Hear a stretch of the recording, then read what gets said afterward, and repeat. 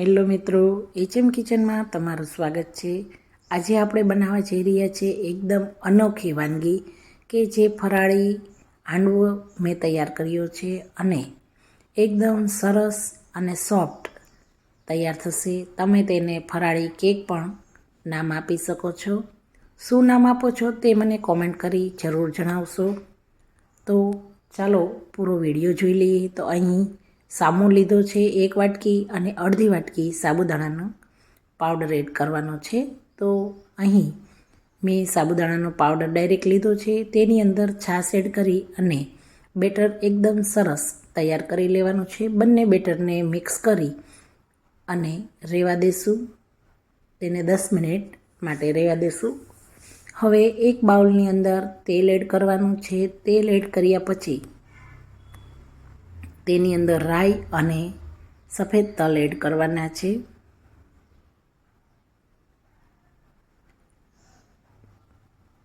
બેટરમાં ખાટી છાશ એડ કરવાથી તેનો ટેસ્ટ એકદમ સરસ આવે છે। તલ એડ કરી દીધા છે। હવે બાઉલને માઇક્રોવેવમાં 1 મિનિટ માટે મૂકી અને તેલને ગરમ કરી લેશું।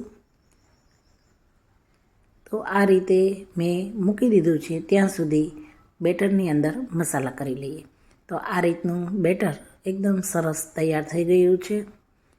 હવે આ બેટર જેટલું છે તેટલા ભાગમાં 1 વાટકી જેટલી દૂધી એડ કરવાની છે, જેને મેં ખમણી અને તૈયાર કરી રાખી છે। સાથે સાથે લીલા મરચાં અને આદુને ક્રશ કરી અને તે લેવાના છે, જે આ રીતની 2 મોટી ચમચી હું લીલા મરચાં અને આદુની લઉં છું। હવે તેની અંદર મીઠું અને ખાવાના સોડા એડ કરવાના છે।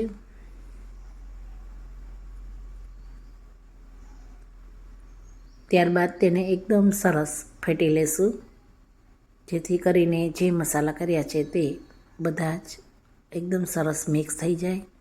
અહીં વધારે પડતા મસાલા પણ નથી કર્યા, ફક્ત ઓરિજિનલ ટેસ્ટ લેવા માટે જ આ રીતનું બેટર તૈયાર કર્યું છે।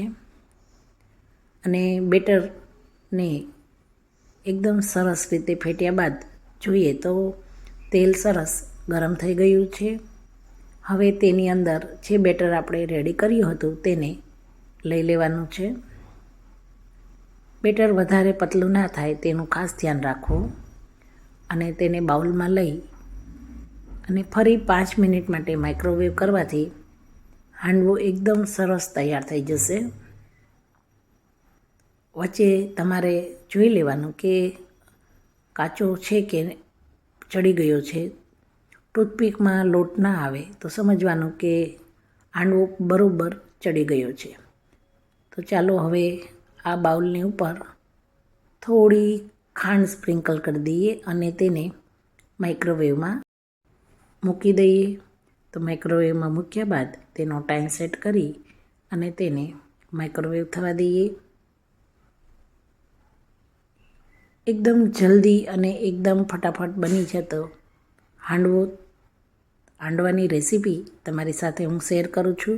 તો મિત્રો, તમે પણ મારી ચેનલને લાઈક કરી દો, શેર કરી દો અને નવા આવ્યા હોય તો સબસ્ક્રાઈબ અચૂક કરો। તો તમે જોઈ શકો છો 5 થી 7 જ મિનિટમાં હાંડવો એકદમ સરસ તૈયાર થઈ ગયો છે। ટૂથપીક પણ આ રીતે એકદમ પ્લેન બહાર આવી રહી છે।